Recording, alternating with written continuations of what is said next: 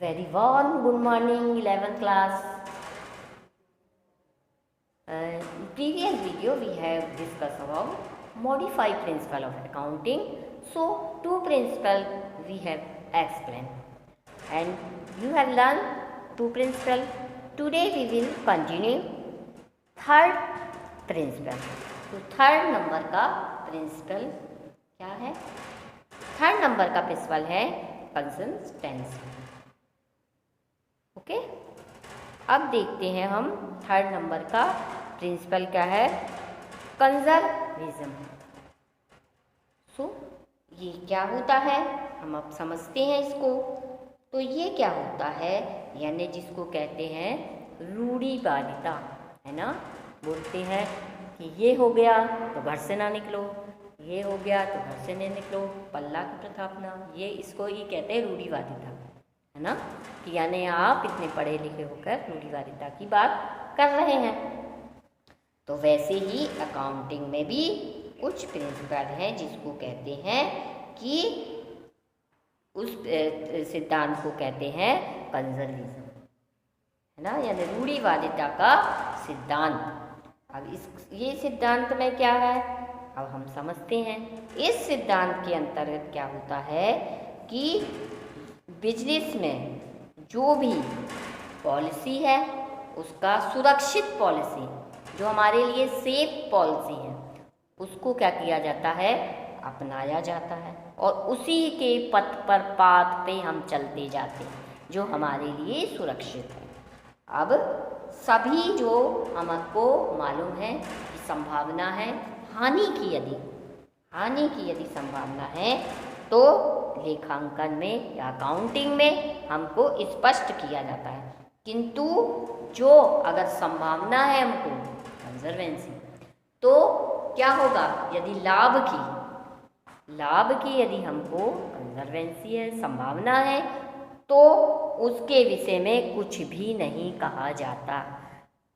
ठीक है, हमको हानि होने वाली है, यानी बैड डेट से हमारा उतना पैसा डूब रहा है, इसके बारे में बताया जाएगा. किंतु जो हमको प्रॉफिट होने वाला है, कहीं से गेन होने वाला है, उसके बारे में इस सिद्धांत में नहीं बताया जाता. वो परंपरा अकाउंटिंग में नहीं अपनाई जाती. It is wrong. जब आप लॉस के बारे में बता रहे हैं कि हमारा इतना लॉस हुआ, तो प्रॉफिट के बारे में संभावना व्यक्त क्यों नहीं कर रहे कितना होने वाला है ना. तो इसमें क्या बताया जाता है, इसलिए इसको कहा गया रूढ़िवादिता की प्रथा. क्या बताया गया है, रूढ़िवादिता का प्रिंसिपल इसको क्यों कहा जाता है, इसमें सिर्फ लॉस के बारे में ही बताया जाता है, प्रॉफिट के बारे में नहीं बताया जाता है. कंजर्वेंसी यदि संभावना उसमें रहती है तो वो नहीं व्यक्त की जाती, नहीं बताई जाती. क्लियर. अब देखते हैं इसमें यानी कि कौन कौन सी जो बातें हैं वो फॉलो की जाती हैं, कौन कौन से ऐसे मैटर हैं जो फॉलो किए जाते हैं, वो हम देखते हैं. तो फर्स्ट इसमें देखते हैं, यदि क्या होगा,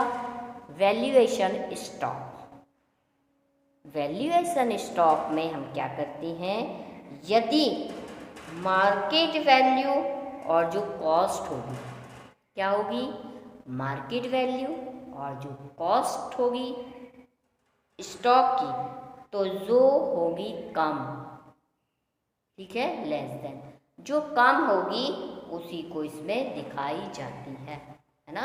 स्टॉक का जो प्राइस रहेगी तो या मार्केट वैल्यू और कॉस्ट वैल्यू दोनों पे हम कंपैरिजन करेंगे और उसमें से जो कम होगी वही दिखाई जाएगी.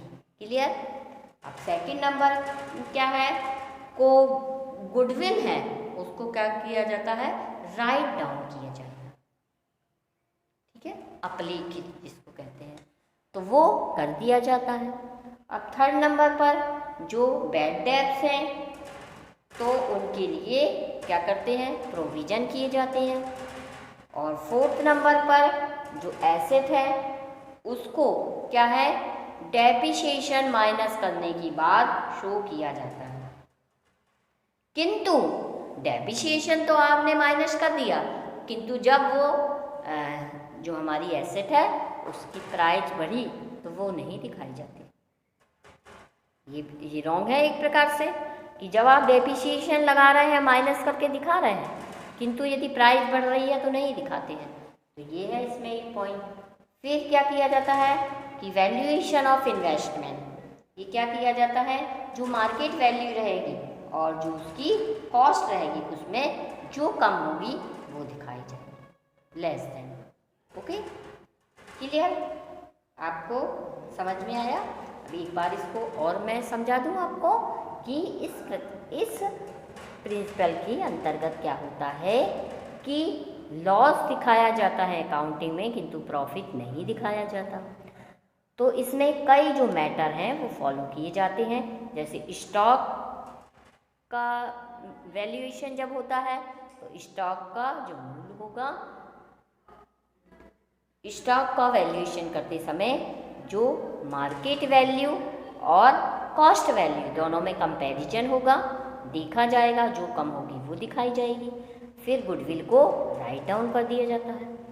फिर थर्ड नंबर पर इसको जो डेप्रिसिएशन होगा एसेट पे हम लगाते हैं तो उसको माइनस करने के बाद शो की जाती है। किंतु यदि एसेट का वैल्यू बढ़ गई वो नहीं दिखाई जाती।